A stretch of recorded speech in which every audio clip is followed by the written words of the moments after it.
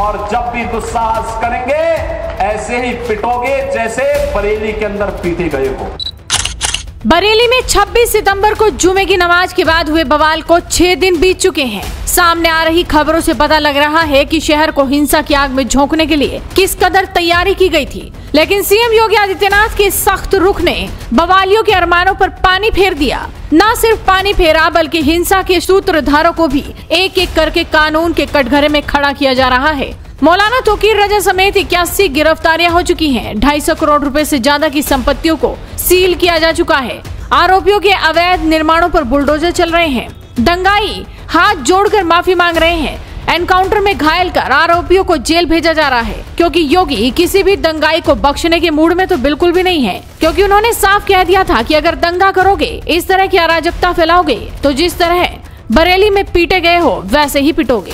जिसने भी कानून को हाथ में लेने का प्रयास किया, जो भी राह चलते हुए राहगीर पर हमला करेगा, जो भी बेटी की सुरक्षा पे सेंध लगाने का कार्य करेगा और जो भी व्यापारिक प्रतिष्ठानों में आगजनी करने का दुस्साहस करेगा, जो भी पर्व और त्योहारों में उपद्रव करेगा, उसको हम पहले से इस बारे में कह देंगे कि उसको बिना मांगे जहन्नुम में जाने का टिकट हम काट करके दिला देंगे। पिछले 8.5 वर्ष के अंदर उनकी मंशा सफल नहीं हुई। अब नए नए तौर तरीके अपनाने का कार्य कर रहे हैं, लेकिन याद रखना होगा, वे जितना सोचते हैं उससे ज्यादा हमारी पहले से तैयारी रहती है। और जब भी दुस्साहस करेंगे ऐसे ही पिटोगे जैसे बरेली के अंदर पीटे गए हो। इस बवाल के मुख्य साजिशकर्ता मौलाना तोकीर रजा के करीबियों और आरोपियों पर एक एक करके शिकंजा कसा जा रहा है। बवाल मामले में पुलिस ने शमशाद को भी गिरफ्तार किया है। शमशाद इत्तेहाद मिल्लत कौंसिल का जिलाध्यक्ष है। आरोप है कि नदीम खान और नफीस के साथ मिलकर उसने उपद्रव करने की योजना बनाई थी। नफीस और उसके बेटे फरहान को गिरफ्तार करने के अलावा 2 आरोपी एनकाउंटर के बाद गिरफ्तार हुए हैं। पुलिस के मुताबिक प्रशासन मौलाना तोकीर रजा के एक और करीबी फरहत पर नजर गड़ाए हुए हैं। फरहत के फाइक एनक्लेव के मकान में तोकीर रजा खुद छिपे हुए थे। फिलहाल कुछ संपत्तियां सील कर दी गई हैं। ऐसा कहा जा रहा है कि वहां भी जल्द ही बुलडोजर चल सकता है। इसके अलावा तोकीर रजा के संगठन के कार्यालय पर भी ताला जड़ दिया गया है, उसे भी सील कर दिया गया है। वहीं बरेली के बवाल और मौलाना तोकीर रजा की गिरफ्तारी पर सियासत भी गरमा रही है। मुस्लिम संगठनों ने गिरफ्तारी को गलत बताया और सवाल भी उठाए। मुस्लिम पर्सनल लॉ बोर्ड की ओर से कहा गया कि मौलाना तोकीर रजा खान और अन्य लोगों की गिरफ्तारी गलत है। आई लव मोहम्मद के नारे का इस्तेमाल करना या उसे बैनर पर प्रदर्शित करना न तो गैर कानूनी है और न ही असंवैधानिक। बोर्ड ने आरोप लगाया कि यूपी के मुख्यमंत्री योगी आदित्यनाथ के बयान उनकी पद की गरिमा के अनुकूल नहीं है। उन्हें याद रखना चाहिए कि वो किसी विशेष समुदाय के नेता नहीं, भारत के संविधान के तहत एक निर्वाचित मुख्यमंत्री हैं। मुस्लिम संगठन भले ही आरोप लगा रहे हैं, लेकिन मुस्लिम समाज के कई तबकों की तरफ से ही आवाज उठ रही है कि कुछ कट्टरपंथी और राजनीतिक लोगों के चलते ये सब कुछ हो रहा है। गेहूं के साथ घुन भी पिस रहा है। हाँ देखिए, सबसे पहले तो सर तन से जुदा के जो नारे लगे हैं उसके हम कड़े शब्दों में मजम्मत करते हैं। ये भारत के अंदर इस तरीके के नारे नहीं होने चाहिए। ये दहशतगर्दी नारा है, ये पड़ोसी मुल्क का दहशतगर्दी नारा है जो भारत के अंदर नारा बोला जा रहा है, उसके हम कड़े शब्दों में मजम्मत करते हैं।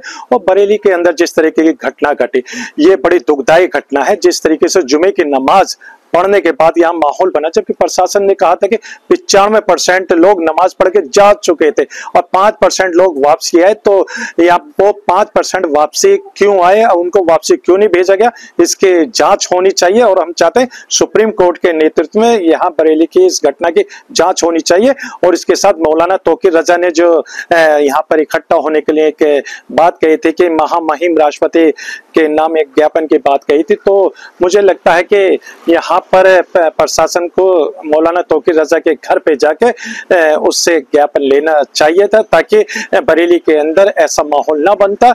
लेकिन एक चीज और हम कहना चाहते हैं कि यहाँ पर जिस तरीके से छोटे छोटे बच्चों के ऊपर लाठी डंडे बजे हैं, तो यहाँ निर्दोषों के ऊपर कोई भी एक्शन ना हो और जो आरोपी हो उसके खिलाफ सख्त से सख्त एक्शन हो और भारत के अंदर सरतंत्र से जुदा के नारे नहीं होने चाहिए। ऐसे नारों की हम कड़े शब्दों में मजम्मत करते हैं। देश में एकता अखंडता की बातें होनी चाहिए। और मैं एक चीज बड़ी गंभीरता से कहना चाहता हूँ कि ये देश की सौहार्द बनाने की जिम्मेदारी हिंदू भाई मुसलमान दोनों की है। तो देश के सौहार्द बनाने में सभी अपना अपना अहम योगदान दें। एक छोटी सी चिंगारी पूरे जंगल में आग लगा देती है, उसी तरीके से आप भी कोई भी अफवाह पर ध्यान न दें। और कहीं से भी अगर अफवाह आती है तो तुरंत शासन और प्रशासन को अलर्ट करें, क्योंकि ये देश आपका अपना है। इस देश के सौहार्द बनाने की आपके हम सबकी नैतिक जिम्मेदारी है। वहीं आई लव मोहम्मद के पोस्टर के बाद अब आई लव योगी और आई लव महादेव के पोस्टर भी लगने शुरू हो गए हैं। गाजियाबाद से भी कुछ ऐसी तस्वीरें देखने को मिल रही हैं। फिलहाल सीएम योगी ने ठान लिया है कि दंगाइयों को उनकी असली जगह दिखाकर रहेंगे। तो आप भी इस वीडियो को शेयर कीजिए और जुड़े रहिए हेडलाइंस इंडिया के साथ। शादी का किचन महके जहां, गोल्डी किचन किंग मसाले हो वहां। गोल्डी लाए हैं फ्रेश लॉक टेक्नोलॉजी जो रखे मसालों को हर समय फ्रेश।